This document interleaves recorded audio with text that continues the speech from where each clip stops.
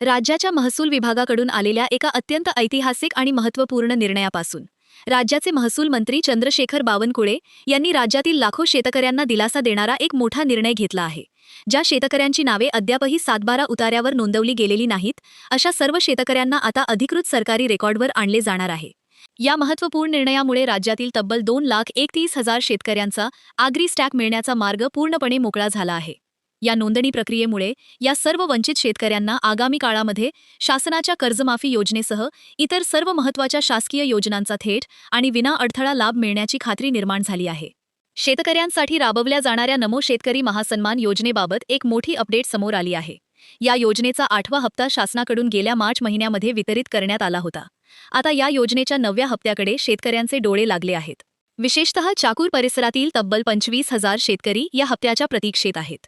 रखडलेला हा निधी शासनाने तातडीने जमा करावा अशी आग्रही मागणी आता शेतकऱ्यांमधून केली जात असून काही प्रमाणात नाराजीचे सूरही उमटत आहेत। यावर प्रशासनाकडून स्पष्टीकरण देताना तालुका कृषी अधिकारी शिवचंद्र पाल जाधव यांनी असे नमूद केले आहे की योजनेचा हा प्रलंबित 9वा हप्ता आगामी ऑक्टोबर किंवा नोव्हेंबर महिन्यामध्ये शेतकऱ्यांच्या खात्यात वर्ग होण्याची दाट शक्यता आहे।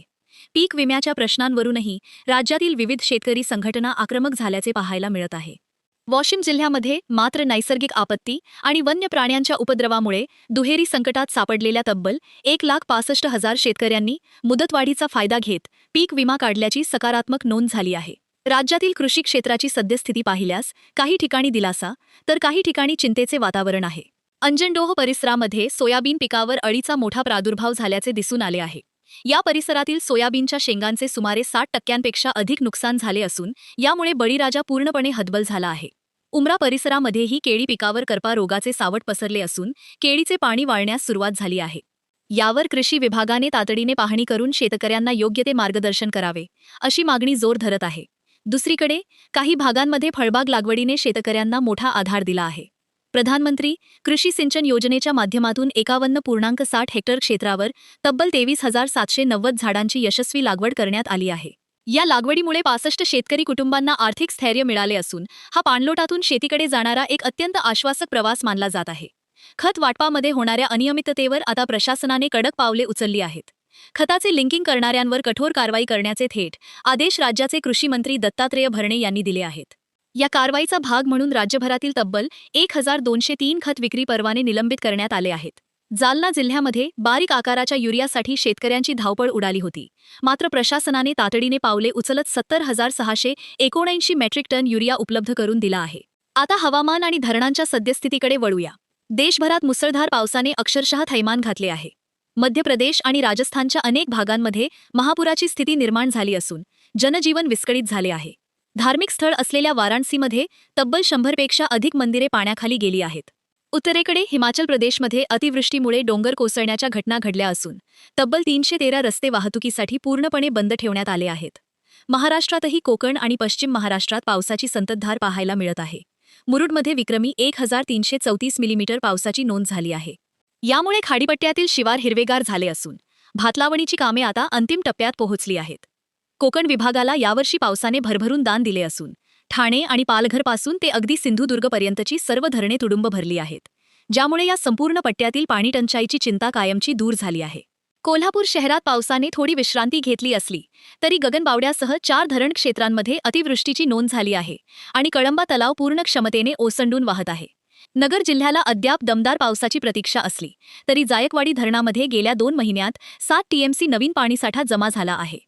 आवक मंदावल्यामुळे जायकवाडीचे 18 दरवाजे सध्या बंद करण्यात आले असले तरी धरणामध्ये 93.38% इतका प्रचंड पाणीसाठा उपलब्ध आहे, ज्याचा फायदा 2 लाख हेक्टर सिंचन क्षेत्राला होणार आहे। राज्यातील इतर भागांमध्ये मात्र पावसाची स्थिती संमिश्र आहे। विदर्भामध्ये पावसाची 13% तूट नोंदवली गेली असून 8 जिल्हे अद्यापही सरासरीपेक्षा पिछाडीवर आहेत। 12 ऑगस्टपर्यंत येथे 532.1 मिलीमीटर पाऊस झाला आहे। अकोल्यात 20% पावसाची तूट असली तरी गोंदिया आणि बुलढाण्यामध्ये मात्र समाधानकारक पाऊस झाला आहे। सांगोला तालुक्यासारख्या ठिकाणी पाणी टंचाईचे भीषण वास्तव समोर येत आहे। येथील 29 ग्रामपंचायतींना तब्बल 15 लाख लिटर पाण्याचा पुरवठा टँकरने करावा लागत आहे। पेणमध्येही पावसाळ्यात विहिरी कोरड्या पडल्याने भूजल पातळी घटल्याची मोठी चिंता भेडसावत आहे। उजनी धरणातून कुरनूरकडे 2 पंपांच्या मदतीने पाण्याचा विसर्ग सुरू करण्यात आला असून कुरनूर धरण पूर्ण क्षमतेने भरून देण्याची स्थानिकांची मागणी आहे। उजनी धरण परिसरातील सरूळ प्रकल्पातील मासेमारीचा खाजगी ठेका रद्द करण्याच्या मागणीसाठी मच्छीमार संघर्ष कृती समितीने जलसंपदा विभागाच्या कार्यालयासमोर ठिय्या आंदोलन सुरू केले आहे. देशातील 166 प्रमुख जलाशयांचा विचार केल्यास सध्या 52.82% म्हणजेच 96.966 अब्ज घनमीटर इतका उपयुक्त पाणीसाठा उपलब्ध आहे. राजकीय आणि प्रशासकीय घडामोडींवर नजर टाकल्यास महाराष्ट्रामध्ये स्पर्धा परीक्षांमधील पेपरफुटीच्या वाढत्या घटनांना आळा घालण्यासाठी मुख्यमंत्री देवेंद्र फडणवीस यांनी एका कठोर कायद्याची घोषणा केली आहे. पेपरफुटी विरोधी केंद्राचा हा कायदा लवकरच राज्यात लागू केला जाणार असून भरती प्रक्रियेतील सुधारणांसाठी एक उच्चस्तरीय समिती स्थापन करण्यात आली आहे आणि येत्या 15 दिवसांमध्ये या संदर्भातील प्रक्रिया पूर्ण करण्याचे स्पष्ट निर्देश देण्यात आले आहेत. संसदेमध्ये केंद्रीय गृहमंत्री अमित शहा आणि काँग्रेस नेते राहुल गांधी यांच्यात जोरदार खडाजंगी पाहायला मिळाली. विरोधकांच्या गदारोळात अमित शहा यांनी मौन सोडत आपण कोणत्याही चर्चेसाठी तयार असल्याचे स्पष्ट केले, ज्यावर राहुल गांधी यांनी पलटवार करत गोळीबाराचे आदेश कुणी दिले होते असा टोकदार सवाल उपस्थित केला. प्रशासकीय स्तरावर कोल्हापूरमध्ये येत्या 14 सप्टेंबर ते 2 ऑक्टोबर या कालावधीत अग्निवीर भरती प्रक्रिया पार पडणार असून ही प्रक्रिया अत्यंत चोख आणि पारदर्शकपणे राबवण्याचे आदेश जिल्हाधिकारी डॉक्टर राठोड यांनी दिले आहेत. सर्वसामान्यांच्या खिशाला झळ बसणाऱ्या बातम्यांचा विचार केल्यास वीज ग्राहकांना आता मोठा आर्थिक फटका बसणार आहे. महावितरणने जुलै महिन्याच्या वीज वापरापासून इंधन समायोजन शुल्क लागू करण्याचा निर्णय घेतला आहे. यामुळे घरगुती वापराच्या विजेच्या दरामध्ये तब्बल 60 पैशांपर्यंतची वाढ झाली आहे. याचा फटका केवळ घरगुती ग्राहकांनाच नाही तर इलेक्ट्रिक वाहन चार्जिंग स्टेशन्स आणि वाणिज्य तसेच औद्योगिक ग्राहकांनाही मोठ्या प्रमाणावर बसणार आहे. सणासुदीचे दिवस जवळ येत असतानाच साखरेच्या दरातही मोठी वाढ झाली आहे. परभणीच्या बाजारपेठेमध्ये साखरेचा भाव 10 रुपयांनी वधारला असून ती आता 55 रुपये प्रति किलो दराने विकली जात आहे. सोबतच पिवळ्या सेंद्रिय गुळाचे दरही 60 रुपये किलोवर गेले असून सणांच्या पार्श्वभूमीवर बाजारात मोठी तेजी पाहायला मिळत आहे. गॅस वितरणाच्या बाबतीत ग्रामीण भागामध्ये मोबाईल नेटवर्कच्या समस्येमुळे OTP सक्तीचा मोठा फटका ग्राहकांना बसत आहे, ज्यामुळे बुकिंग प्रक्रियेत अडथळे येत आहेत आणि गॅस एजन्सीकडून अडवणूक होत असल्याच्या तक्रारी वाढत आहेत. कल्याणकारी योजनांचा विचार केल्यास मोदी आवास घरकुल योजनेअंतर्गत राज्यातील 97,622 घरांचे काम अद्यापही अपूर्ण अवस्थेत असल्याचे समोर आले आहे. 99.8% प्रस्तावांना प्रशासकीय मंजुरी मिळाली असली तरी प्रत्यक्ष कामाला गती देण्याचे मोठे आव्हान प्रशासनासमोर उभे आहे. सातारा आणि सांगली जिल्ह्यांमध्ये मात्र आवास प्लस योजनेअंतर्गत अनुक्रमे 94,000 आणि 95,000 कुटुंबांचे सर्वेक्षण पूर्ण झाले असून आगामी ग्रामसभेमध्ये या लाभार्थ्यांच्या यादीला अंतिम मंजुरी मिळण्याची शक्यता आहे. महिला आणि कामगार कल्याणाच्या क्षेत्रात एक अत्यंत महत्त्वाचा निर्णय घेण्यात आला आहे. महिला बांधकाम कामगारांना प्रसूतीसाठी आता 25,000 रुपयांची थेट आर्थिक मदत शासनाकडून दिली जाणार आहे.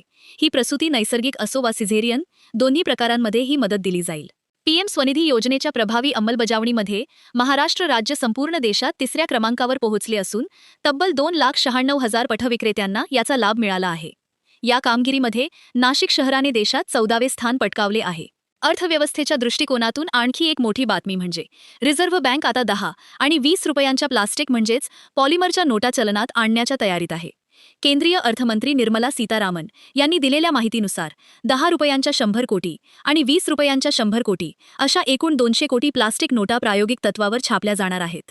इथेनॉल विक्रीच्या क्षेत्रातही देशाने मोठी झेप घेतली असून विक्रीचा टप्पा 800 कोटी रुपयांच्या पार गेला आहे. विशेष म्हणजे या एकूण वितरणामध्ये खराब धान्यापासून तयार करण्यात आलेल्या इथेनॉलचा तब्बल 76% इतका मोठा वाटा आहे. एंगेजवेल डो